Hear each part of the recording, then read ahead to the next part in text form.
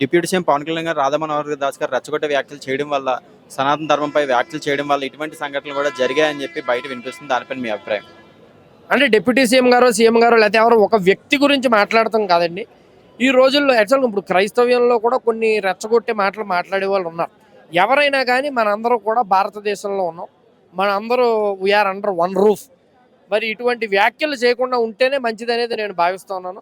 అయితే ముఖ్యంగా ఎలా ఉంటుందంటే, ఒక వ్యక్తి రెచ్చగొట్టేటోకి అవతల వాళ్ళ దగ్గర నుంచి కూడా రిటార్ట్ అనేది అదే అదే వేగంతో వచ్చేటటువంటి అవకాశం ఉంది. కాబట్టి ఈ రెచ్చగొట్టే వ్యాఖ్యలకు తావు ఇవ్వకూడదనేదే మా యొక్క ఉద్దేశం.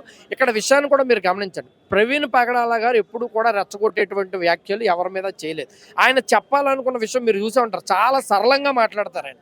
చాలా సరళంగా, చాలా పాలిష్డ్గా. ఆయన ఒక ఇంటలెక్చువల్, చాలా ఎడ్యుకేటెడ్ ఆయన.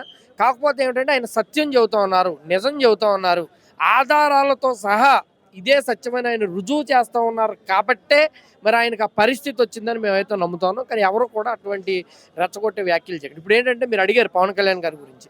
ఇప్పుడు నోరుంది కదా అని చెప్పి వాళ్ళు ఉన్నారు వెనకాల, వీళ్ళు ఉన్నారు వెనకాలని మనం చెప్పినట్టయితే అసలు విషయం డైల్యూట్ అయిపోతుంది. ఇప్పుడున్న అసలు విషయం ఏమిటంటే, అది హత్య అని క్లియర్గా తెలుస్తోంది. దాని నిజ నిర్ధారణ అనేది ఇమీడియట్గా చేయాల్సిన అవసరం ఉంది.